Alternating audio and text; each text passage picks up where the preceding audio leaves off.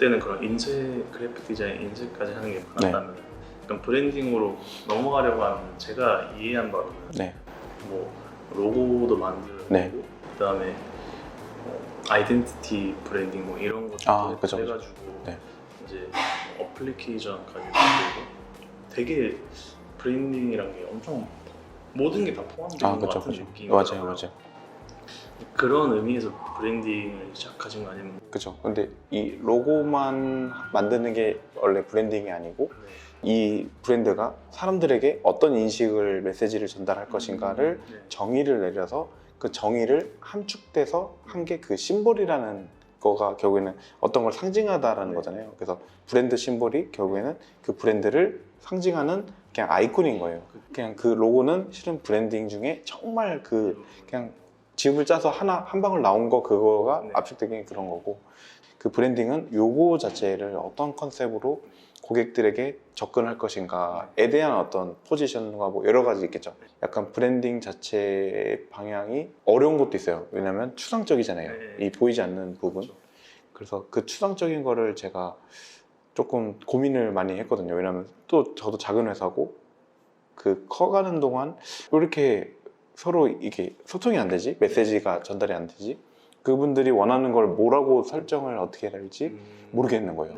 그러니까 이거를 설득을 같이 해야 한 방향으로 맞춰 나가는데 그게 안 되니까 이걸 어떻게 맞춰 나갈까에 대한 고민을 해봤다가, 그래서 제가 브런치를 적고 있었던 게 그 디자인 그 문법화라는 게 있어요. 그러니까 브랜딩을 이제 디자인화해서 이제 문법화된 거. 그래서 문법이라고 하면 이제 육하 원칙도 있고 명사, 동사, 형용사 뭐 이런 그런 것들 있잖아요. 영문법에 쓰이는 거를 그대로 약간 브랜딩에다 녹여서 얘를 설명하는 거예요. 그러니까 약간 워크시트 같은. 그죠. 그래서 작성을 하면 채워 넣으면 얘가 이렇게 해서 이게 맞는지 확인하고 진행할 수 있는 툴이죠, 툴. 그래서 그거를 만들려고 계속 조금 노력했던 것 같아요. 말로 설명을 했을 때랑 시각을 또 봤을 땐 또 내가 다를 수도 있는데 거기서 서로 딴 말을 하기 없기, 약간 정확하게 뾰족하게 가려면 그 정확하게 나와야 되는데, 그러니까 이게 있어요. 약간 내가 원하는 거랑 이 브랜드가 원하는 거랑 실은 다른데 내가 브랜드인 것처럼 약간 서로 헷갈리는 클라이언트 분들이 계시는 거죠.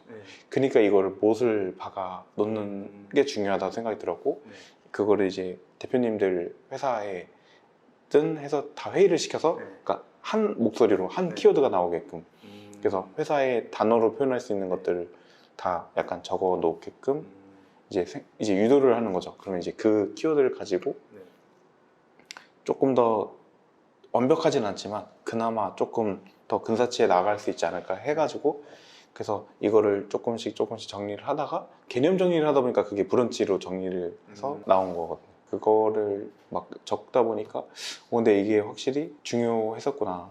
그러니까 많은 분들이 오해를 하니까 사장이 원하는 게 결국 브랜드가 원하는 건 아니니까. 그렇죠.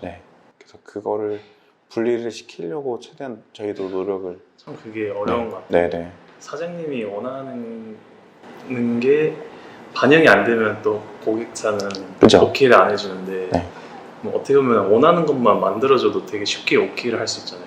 근데 또 내가 생각하기에 이 브랜드가 내야 될 목소리도 있는 것 같고. 맞아요. 그 설득하는 게 진짜 어려운. 맞아요. 그래서 이 기존의 약속이라는 거, 워크시트 같은 기준이 있어야 되는 것 같아요. 맞아요. 진짜 대화가 많이 돼야 되는 것 같은데 그런 게 있으면은 훨씬 뭔가 컴팩트하게 대화가 덜 오고 가도 뭔가 약속될 수. 맞아요. 이런 거거든요.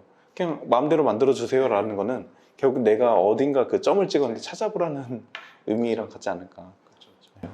그러면 그 처음에 이제 로고부터 좀 하시다가 브랜딩까지 이렇게 커지셨는데 뭐 로고 작업만 하는 걸 하다가 뭐 로고 명함 같이 하다가 브랜딩으로 점점 이렇게 커지신 거예요? 그거 포함해서 이제 그래픽도 같이 그때도 커가고 있었고, 그래픽 같은 경우는 이제 행사 규모가 커졌죠. 박람회에 부스 하나를 했다면 큰 부스를 맡기 시작했다가 그 강의 있죠. 강의 전체를 하다가 갑자기 박람회 전체를 하는 상황이 생기는 거죠. 그러니까 그런 식으로 한 단계씩 올라가서, 그러니까 그게 이제 단번에 올라가진 않는데 이게 한 3년 정도 걸쳐서 지금 딱 포스터 이런 거 하나만 했던 사람이 아예 발주 전체 다 놓고 디자인 전체 다랑 행사를 실행하는 걸 제외하고 뭐 예를 들어 알바 관리나 이런 거는 저희가 안 하고 나머지 발주는 저희가 가능하게끔 기획이랑 이제. 그럼 어떤 게 추가된가요? 뭐 처음에 제일 작게는 뭐 3단 리플렛 네. 이런 거에서 포스터 하다가 네. 뭐 커지면은 뭐 그 뒤에 거는 뭐 이런 현수막이랑 무대 네. 디스플레이도 들어가고 무대 디자인도 해야 되고 그러고 이제 그쵸. 아니면 그 조형물도 네. 만들어야 되는 것도 있고. 근데 어떻게 보면 완전 다른 거 아니에요? 좀 저 같으면은 네. 좀 처음 그 시도할 때 좀 두려울 것 같은데 내가 잘할 수 있을까? 아 근데 이게 약간 그거였어요. 그러니까 어깨 넘어서 보이는 이 정도는 할 수 있겠다. 이게 점점 자신감이 얻어지는 거죠. 왜냐면 제가 디자인한 거를 이렇게 가공해서 이렇게 만드네. 그럼 다음에는 내가 한번 해봐야지. 다음에 또 이렇게 했는데 현수막 발주를 해서 어떻게 발주를 하는구나를 같이 있거나 뭔가 다음 스텝이 보이는 거죠. 근데 그게 그거 똑같아요. 그러니까 회사 다녀서도 내가 어떤 생각을 가지고 이걸 임하냐에 따라서 실은 내가 회사에서 또 프로세스를 가지고 올 수 있는 것 마찬가지처럼 똑같지 않나 싶어요. 그러니까 그거를 저는 이제 파트너사랑 협력사든 아니면 그런 같이 했던 팀들 안에서 뭔가 조금 더 확장을 했던 것 같아요. 그러니까 내가 더 액티브하게 키우려고 했는지 아니면은 자연스럽게 기회가 이렇게 온 건지. 그러니까 강민님 생각에는 내가 좀 더 노력해서 커지는 것 같은지 아니면 하다 보니 이렇게 커지는 것 같은지. 기회는 누군가는 온다고 생각이 들어요. 근데 그거를 계속 올라가려고 계속 이렇게 뻗었던 것 같아요. 노력과 실은 기회이지 않았나 싶어요. 저희가 친척형이랑 동업했던 형이 그런 대행사를 운영을 했었어요. 그러니까 제가 이제 포스터만 했던 사람으로서 이 형도 저를 필요했고 저도 도움을 얻은 거죠. 여기서는 이런 큰 행사를 운영하는 데니까 저는 이거 디자인만 하던 사람이었으니까. 그러니까 저는 그전에는 딱 오케스트라 포스터, 배너, 그다음에 현수막, 그다음에 리플렛 딱 이 정도까지만 했어요. 그러면 여기서 이제 배울 수 있는 거인 것처럼. 근데 그게 만약에 제가 포스터랑 로고만 했다 그러면 저를 쳐다보지도 않았겠죠. 그러니까 약간 계속 뻗어나가려고 하다가 이렇게 겹친 부분이라고 생각이 들긴 해요. 그러니까 이게 약간 투 트랙이 있었는데 아까 행사 쪽인 거고 브랜딩은 어떻게 하냐면 전단지를 하다가 정말 열심히 해줬어요.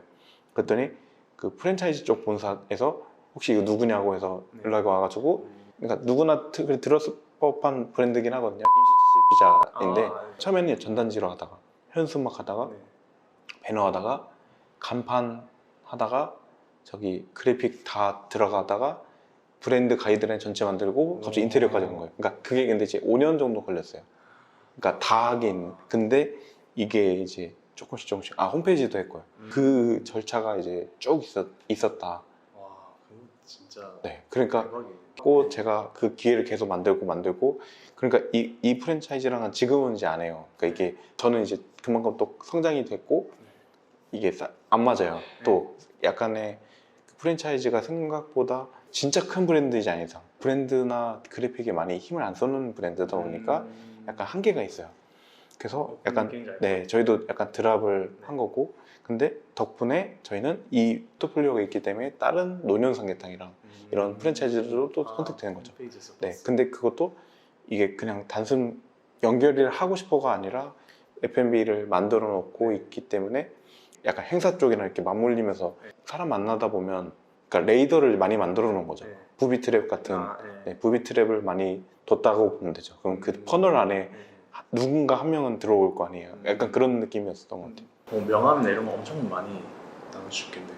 그쵸. 근데 명함을 빨리 많이 나눠주는 거는 제가 그 역지사지로 생각해 보니까 절대 별로 좋지는 않더라고요.